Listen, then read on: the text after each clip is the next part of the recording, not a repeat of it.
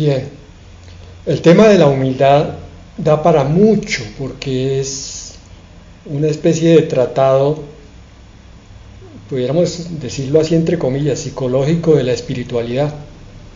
La humildad abarca muchas cosas y hoy vamos a ver otros aspectos en continuidad de lo que vimos ayer. Ayer vimos el ejemplo de David en el Salmo 51, pero hoy vamos a ver otro ejemplo diferente. Antes de eso, consideremos que la humildad no es ninguna señal de debilidad, ni de timidez, ni de miedo. El mundo lo toma de esa manera. Cuando ve a alguien con una actitud verdaderamente humilde, prácticamente que le cae encima a hacerle matoneo, porque no soporta al humilde. Satanás no lo soporta. Inmediatamente a buscar menospreciarlo. La humildad es una convicción del saber de dónde proviene nuestra verdadera fortaleza y nuestro verdadero ser. Es el fruto de haber estudiado primero la palabra de Dios y haberme estudiado a mí mismo para comprender ese conflicto interno entre la carne y el espíritu. De modo que la humildad es también reconocer que nuestras aptitudes, los talentos, las posesiones, la vida espiritual y la vida misma, aún la biológica, provienen de Dios, por gracia, por lo cual debemos entonces reconocerlo siempre, agradecerle y mantener una actitud de asombro. Ayer veíamos el ejemplo de David, cómo él aprendió de muchas maneras a hacer de corazón conforme al de Dios, y sus salmos son la expresión de ese crecimiento espiritual. Pero hoy vamos a ver que el mejor ejemplo que encontramos en la Escritura es el propio Señor Jesucristo. ¿Quieres crecer en humildad? Entonces tienes que seguir el ejemplo de Cristo. Vamos a ver Mateo 11:29, lo que dice el propio Señor. Tomen mi yugo sobre ustedes y aprendan de mí. Los 4 evangelios están puestos allí en la palabra para que tú y yo miremos el comportamiento, las actitudes, el perfil, las virtudes, el procedimiento de la persona del Señor Jesucristo como hombre lleno de la naturaleza divina. Claro, alguno dirá, sí, pero es que como él era el Hijo de Dios le quedaba fácil. No, él vino a mostrar que nuestra naturaleza humana puede ser domesticada desde adentro cuando está completamente llena, poseída, no es el término correcto, pero para que nos entendamos, completamente llena de la naturaleza divina. Si el Espíritu Santo controla mi vida, si yo me muevo por Él, si yo obedezco al Espíritu, si soy guiado por Él, entonces soy un verdadero hijo de Dios. Es lo que dice ahí, aprendan de mí.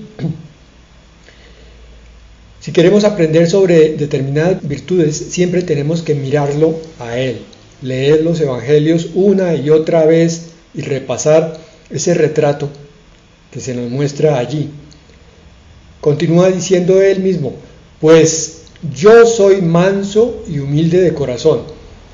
Me gusta esta traducción de la Nueva Biblia Latinoamericana porque le agrega el pronombre personal yo.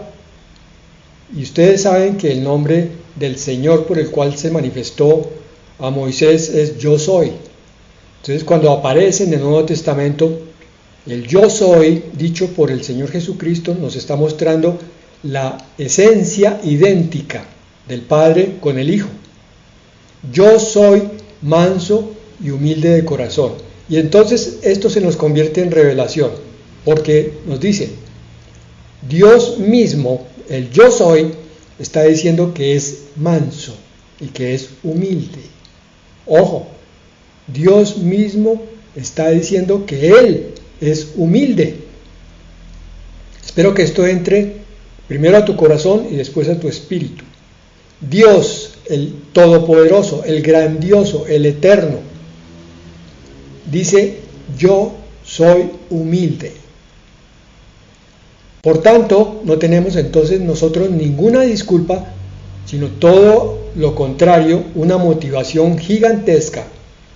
Porque si Dios, que tiene todo el poder, por el cual creó los cielos y la tierra, por el cual nos creó a nosotros y nos tiene aquí, y dice que es humilde, significa que entonces nosotros debemos y podemos llegar a ser humildes como Él.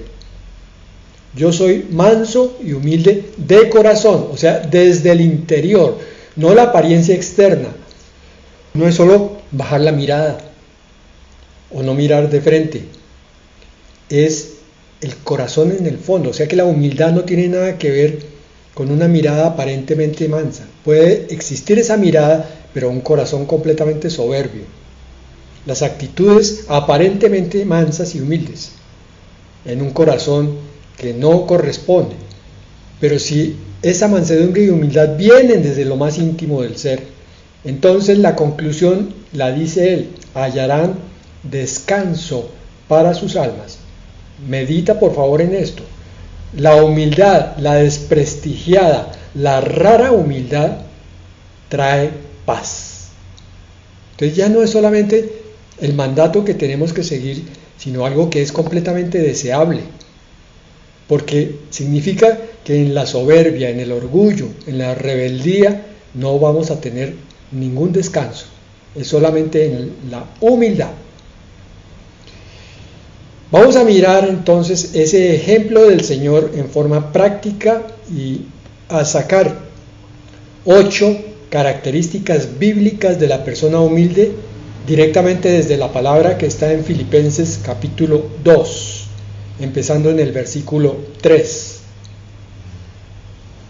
Filipenses 2, 3, la primera parte, 3a, primera parte del versículo. Dice: no hagan nada por egoísmo o por vanagloria. Aquí hay 4 postulados. Primero, no hagan. El Señor te está exhortando, y a mí, a que ciertas cosas que hacemos por rutina, por costumbre, porque así nos criaron, porque así crecimos, porque esa es la costumbre de la familia, porque esa es la costumbre del pueblo, del departamento, de la nación, no, dice el Señor, no hagan, porque les voy a mostrar al final que cuando ustedes me obedecen y no hacen las cosas que son del mundo, viene una gran bendición. No hagan nada. Aquí viene algo más complicado todavía, porque es que tendríamos que examinar todas las cosas que hacemos, porque si la palabra dice nada, es porque incluye todas las acciones. Que nada sea hecho por egoísmo. Y tenemos nociones de lo que es el egoísmo, pero tenemos que profundizarlas. Ni por vanagloria. Entonces debemos analizar nuestra motivación. ¿Por qué hacemos las cosas? Todas las cosas. Pregunta: ¿las hacemos para satisfacer nuestros intereses? Egoísmo. ¿Y nuestro amor propio? Vanagloria. Y si somos sinceros, tenemos que decir que muchas son las cosas que hacemos buscando nuestra satisfacción y el que nos tengan en cuenta. Es lo que coloquialmente llamamos la ley del embudo. Cogemos entonces la parte ancha y la acomodamos hacia nuestro lado, por consiguiente la parte angosta queda hacia el otro lado. Pero como llegamos a los pies del Señor, ya no podemos seguir con esa actitud, ni en el momento de servir los alimentos, ni en el momento del turno en el baño, ni en el momento de hacer mercado y escoger los mejores productos para ciertas personas en detrimento de las otras, ni en una discusión siquiera. Ni una discusión, ni la comida, ni la forma de vivir dentro de un hogar deben ser conducidos por intereses egoístas. Nunca, nunca, nunca. Otra pregunta, ¿lo hacemos muchas veces para sentirnos orgullosos de nosotros mismos? Y tenemos que confesar que sí. El ego busca satisfacerse de muchas maneras. Que lo tengan en cuenta, que le digan cómo lo hizo de bien, que le digan, uy, es que usted es sobrado, qué bueno que es usted para eso.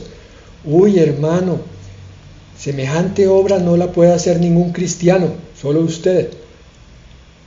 Entonces descubrimos también que dentro de las motivaciones aparentemente más cristianas puede estar escondido, agazapado el orgullo. Y si es así, tenemos que andar con lupa examinándonos y mirándonos con sinceridad para saber por qué estamos haciendo cada cosa. ¿Las hacemos para que reconozcan nuestro nombre? Ay, Fernando, es que usted, no, es que mire, tremendo Fernando, no, es que usted, Fernando, es que nos encanta que repita nuestro nombre. Y ojalá con términos elogiosos, no para criticarnos, eso sí no, pero para que nos estén exaltando, sí. Eso es vanagloria. Vamos a descubrirlo a lo largo de este pasaje. Porque si es así, es egoísmo o es vanagloria, estamos actuando bajo una actitud errónea, es decir, carnal. Es decir, casi que satánica. Si es que no es obligatorio quitarle ese casi y dejarlo así. Porque sabemos que el que no es hijo de Dios es hijo de su padre, el diablo. Segundo punto. Entonces ya tuvimos el primero, no actúa bajo impulsos egoístas o vanidosos. El segundo, considera a los demás como superiores a sí mismo. Otro punto crítico. Porque si yo lo hago por egoísmo y por vanagloria, va a ser muy raro que yo considere a alguien como mejor que yo. Filipenses 2:3, la parte B, la continuación del versículo que vimos hace un minuto. Sino que con actitud humilde, ahí salió ya la virtud de la que estamos hablando, la que ayer decíamos que era una virtud rara, aún dentro de muchos cristianos, una actitud humilde, o sea, un accionar humilde. Cada uno de ustedes, o sea, todos nosotros, considere al otro. Considere al otro significa que yo lo miro, medito en él, trato de ponerme en sus zapatos y a partir de esa consideración, entonces digo, es más importante que yo mismo. Así dice, considere al otro como más importante que a sí mismo. Pero ¿cómo voy a considerar yo a fulano que es que casi no sabe ni leer, mucho menos hablar? Hermanos, ustedes recuerdan una canción, muchos de ustedes, que dio palo, Desiderata, por allá por los años 80, 70, en el siglo pasado, estamos hablando de prehistoria. O sea que no me acuerdo literalmente cómo decía, pero que cada uno puede aprender hasta del más humilde de las personas. Cada uno tiene una historia para contar y una enseñanza que dar. Y eso es cierto. Solo que para eso yo tengo que hacer el alto y mirarlo como a un ser humano con dignidad. Y mejor aún, creado por Dios. Y por tanto, algo de Dios va a tener aún en las peores circunstancias. Es alguien que es enviado por Dios a mi vida en el momento que llega preciso con alguna lección para mí. La humildad entonces nos lleva a tener una actitud de aprecio y consideración para con los demás. No es que vayamos nosotros a menospreciarnos entonces ahora a nosotros mismos y a considerar a los demás como dignos de pisotearnos. No, para nada. Eso no es lo que está diciendo la palabra. Sino que todo lo que vamos a hacer y todo lo que vamos a hablar y a pensar va a ser con respeto de la otra persona, esté presente o no lo esté.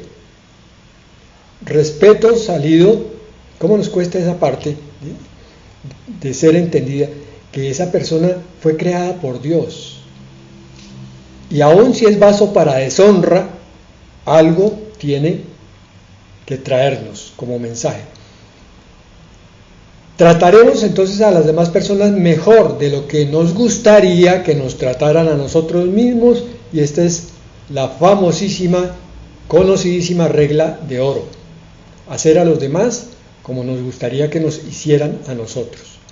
¿Cómo fallamos ante esta petición del Señor? ¿Cómo es que siempre más bien buscamos para nosotros la parte cómoda y amplia? Tercer punto: la persona humilde tiene en cuenta los intereses y el bienestar de los demás. Todos estos puntos están saliendo de la palabra de Dios que está en Filipenses capítulo 2, ahora en el versículo 4. Dice allí: no buscando cada uno sus propios intereses, no los egoístas, no los personales, no los interesados. Digo intereses, interesados, aunque parezca una redundancia, pero es que es así. Muchas veces yo hago un servicio interesado, hago un favor interesado, buscando que con eso me sea retribuido algo, ojalá más de lo que yo estoy dando. Sino, dice la palabra, más bien los intereses de los demás. Esto vuelve a implicar lo que dije atrás. Tiene uno que despojarse de sí mismo y colocarse en la medida de lo posible, entendiendo lo que la palabra enseña, para poder captar el sentir de las otras personas, el estar en lo que llamamos los zapatos ajenos, comprender muchas motivaciones, muchas palabras, muchos sentimientos que no nos llegan verbalmente, pero que sí nos pueden llegar, diríamos en el mundo intuitivamente, para que me entiendan, pero espiritualmente nos llegan por discernimiento de espíritus. Comprendemos a las personas mucho mejor cuando abandonamos nuestros propios intereses, los dejamos a un lado y empezamos a oír a las otras personas en sus cargas, en sus debilidades, y sin juzgarlas intentamos orientarlas. La humildad entonces nos da una visión más amplia de la vida, que incluye el bienestar de las personas que nos rodean, bienestar de todos los que están alrededor de nosotros. Una vez más digo, no somos islas. Tú no te sientas en tu congregación, en la silla que siempre has escogido, y los demás no importan. No, tú eres parte de un cuerpo como lo es una célula. Y una célula se comunica con las vecinas para recibir alimento, también para sacar lo que está dentro de ella como desechos, y para que juntas crezcan en un propósito. Si son músculo, para hacer fuerza; si son hígado, para desintoxicar; si son corazón, para bombear sangre; si son pulmón, para intercambiar oxígeno. Todas las células del pulmón buscan eso, el intercambio de oxígeno. Lo mismo debiera ser la iglesia. Todas las células, ¿sí? Les decimos ovejas, más bíblicamente, debieran tener entonces el entendimiento de que están en una función determinada. Nos ayuda este punto de mirar el bienestar de los demás a pensar en lo que podemos hacer para ayudar y bendecir al grupo donde estemos. Primero, la familia. Después, los amigos. Después, la iglesia, el vecindario, la humanidad en general. Siempre, por más de que veamos que la humanidad está cada vez más corrompida, cada vez más ciega, nosotros no podemos caer en el juego de, no, entonces ellos allá que se la arreglen con su pecado, yo no tengo nada que ver. No, hermano.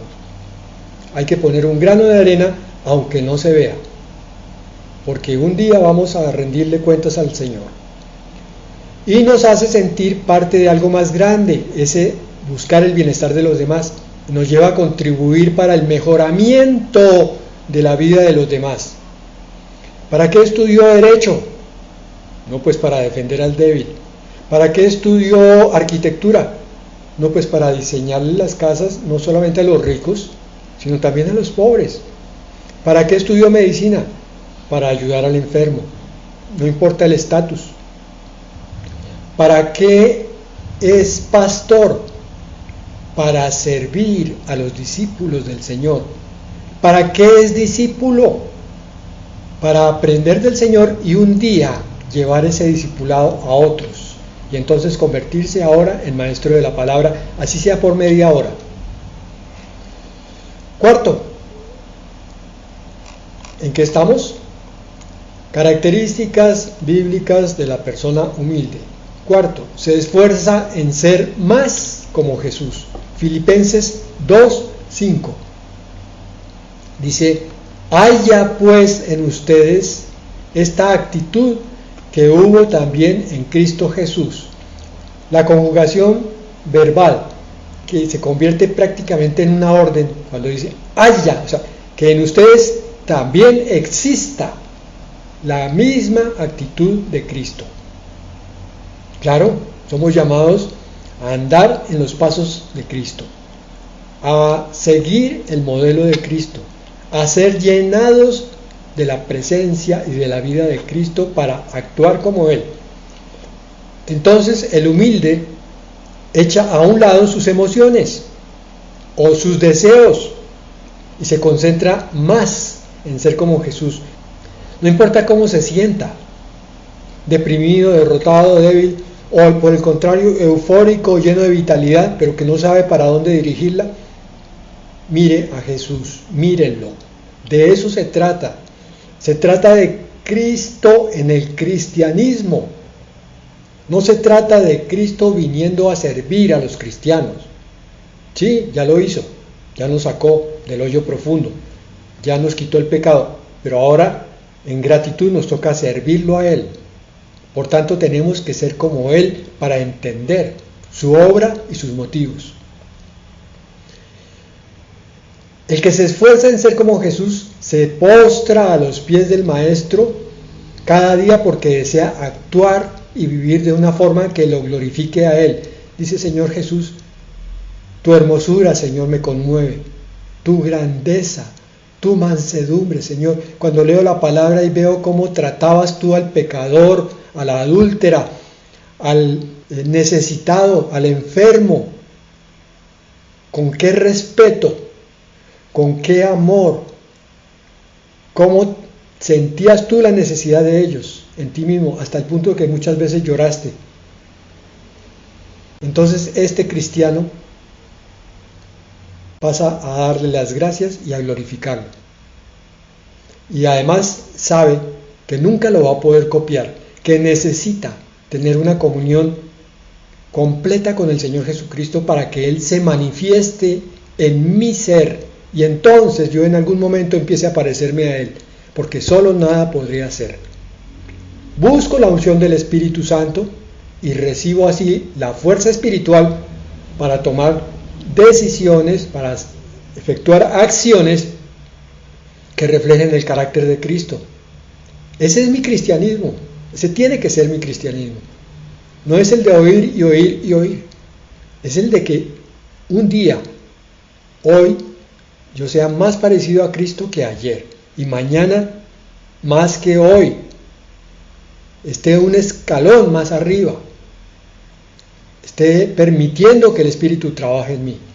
Quinto punto, no se aferra a sus derechos, posesiones o títulos, cosa que es muy dada hoy en día. ¿Usted no sabe quién soy yo? Filipenses 2, 5 al 6, repetimos: haya pues en vosotros esta actitud que también hubo en Cristo Jesús, el cual, aunque existía en forma de Dios, es decir, era Dios, no consideró el ser igual a Dios como algo a que aferrarse. Imagínense que en este momento el Señor viene a decirnos a cada uno de nosotros, ¿qué tienes? ¿Nada? Pues despídete de lo que no tienes, porque te voy a quitar todo. O tienes una casa, te la voy a quitar. ¿Tienes posesiones? Te los voy a quitar.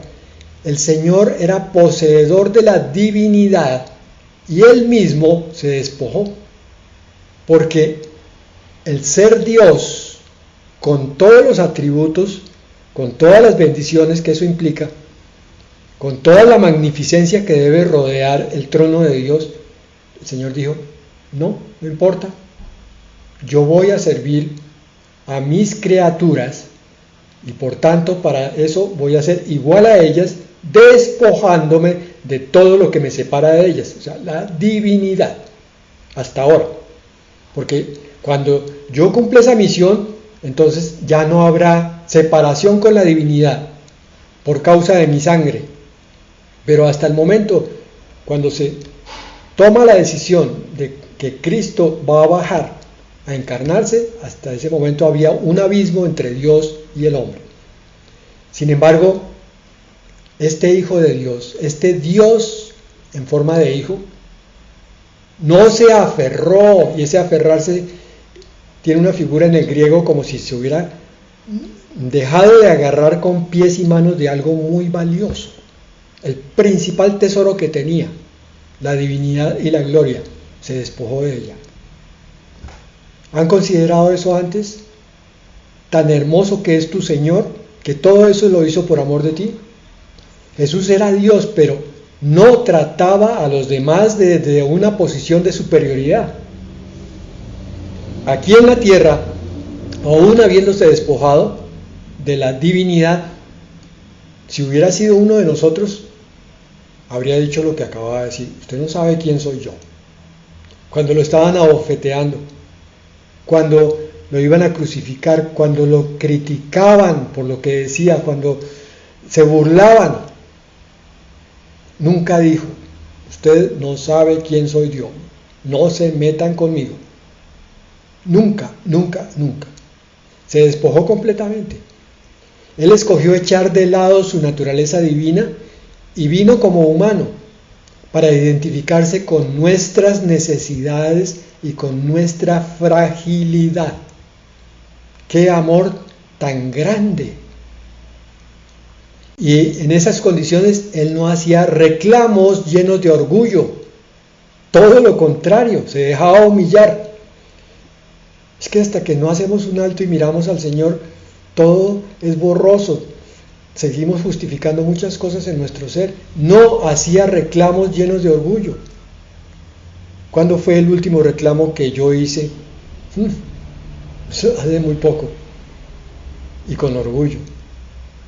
El Señor mostraba un interés genuino en los demás, hasta en los más pecadores, procuraba entenderlos. Y su corazón estaba lleno de amor, siempre dispuesto a servir a los que le rodeaban.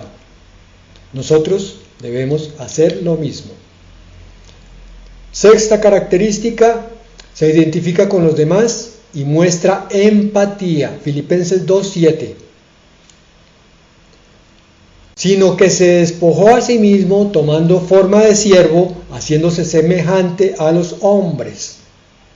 Jesús, aun siendo Dios, escogió voluntariamente, remarco ese voluntariamente, venir en forma de hombre, rebajándose para ser semejante a nosotros. Se identificó con nuestras luchas, con nuestras batallas, nuestras necesidades diarias y con los anhelos que brotan de nuestro corazón. Él los entendía perfectamente. Cuando hablaba con los discípulos, Él miraba que algunos peleaban todavía por el poder, algunos peleaban todavía por ser reconocidos, algunos sacaban la espada de su funda y quitaba orejas todavía. Después de 3 años y medio todavía seguía siendo carnal. Pero los comprendía, fíjense, que no los juzgaba. Sabía que la carne no quiere servir a Dios y tampoco puede. Entonces, Él fue a ayudarnos a adquirir el espíritu que sí se postra delante de Dios, que sí lo reconoce y sí le da gloria. La persona humilde debe identificarse con las necesidades y anhelos de aquellos que le rodean. Primero tu familia, tu pareja, tus hijos, tus padres. Pero cuando llegues a la iglesia, cuando te reúnas con los amigos, o con los vecinos o conocidos y desconocidos, tratar de entenderlos por qué se comportan así. Debe verlos como iguales y estimarlas como se estima a sí misma. Séptima característica, otra crucial, crítica, obedece a Dios siempre. Filipenses 2:8. Y hallándose en forma de hombre, se humilló a sí mismo. ¿Cómo nos cuesta humillarnos? ¿Cómo nos cuesta doblegar nuestra soberbia, nuestra cerviz, reconocer nuestros errores, aceptar que el otro tiene la razón, aceptar que estoy equivocado, porque tengo yo la razón, pero lo estoy reclamando de forma que no es? Dice, se humilló a sí mismo. ¿Cómo se humilló? Haciéndose obediente hasta la muerte, y muerte de cruz. O sea, obediente en todo. No es solamente en unas partes, unas sí y otras no, como hacemos nosotros los creyentes. Todo, hasta la muerte incluso. Yo digo que la prueba más grande de si uno está comprometido con el Señor, de si la obediencia está marcando la vida cristiana, de si la fe es la parte más importante de la congregación, es si llegara alguien armado a una congregación en pleno culto y preguntara: ¿quiénes de aquí son cristianos? Los voy a fusilar en este momento. ¿Cuántos quedarían en esa congregación diciendo: yo soy cristiano, muero por Cristo, obediente hasta la muerte? Y siempre que pregunto esto, casi siempre me responden lo mismo. ¿Quién sabe cuántos se irían? Que son muchos más que los que se quedarían. Estoy seguro de eso. Cuando obedecemos le decimos a Dios: yo sé, Señor, que tú sabes lo que haces y que tarde o temprano esto va a resultar para bien. Sea lo que sea, me guste o me duela, lo entienda o no lo entienda, todo obra para bien. Amén y amén. Así está escrito, por tanto, así se va a cumplir. Pero muchas veces, Señor, eso no, Padre, porque es que eso me duele, me molesta, me incomoda, no me gusta.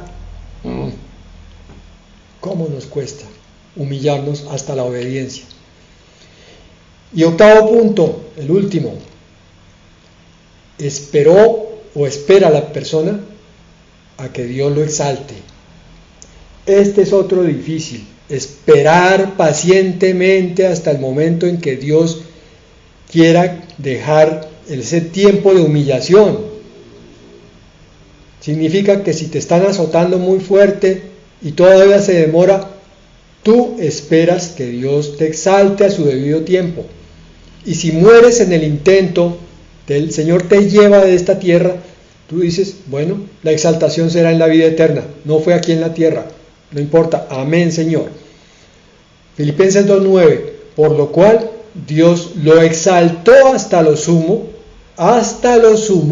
y le confirió el nombre que es sobre todo nombre. Jesús sirvió a las personas por amor.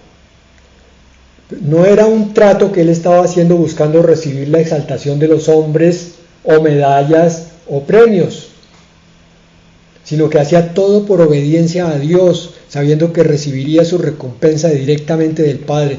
Miren, una de las grandes pruebas del ministerio cristiano, cualquier ministerio, es cuando vienen los momentos amargos, los momentos estériles, donde uno dice: lo que yo estoy haciendo parece no tener sentido. Pero cuando uno en ese momento de crisis puede decir: Señor, no importa. Si es con uno, amén. Y si es con ninguno, amén, Señor. Igual yo sigo aquí firme, porque sé que a su debido tiempo tú me exaltarás.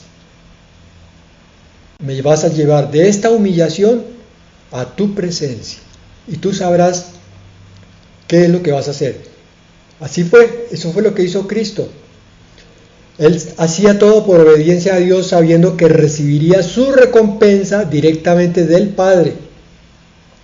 Había renunciado a todo y ahora iba a recibir todo y más de la mano del Padre. Y así fue. Dios lo exaltó hasta lo sumo, lo más inconcebible, lo más impensado. La exaltación que viene de Dios es eterna y es mucho más grande que la que cualquier ser humano nos pueda ofrecer. Yo no me explico por qué a veces buscamos más bien la gloria de los hombres, ser tenidos en cuenta por ellos, que nos nombren, que nos publiquen, que nos exalten en sus púlpitos. Eso es cuestión de un momento, eso pasa, es de este mundo, es perecedero, cuando debiéramos estar buscando la exaltación que es eterna, la que es de Dios, la que es alta. La persona que tiene un corazón humilde como el de Jesús, descansa en la certeza de que el premio que recibirá por parte de Dios será más que suficiente, eterno y pleno. Amén y amén.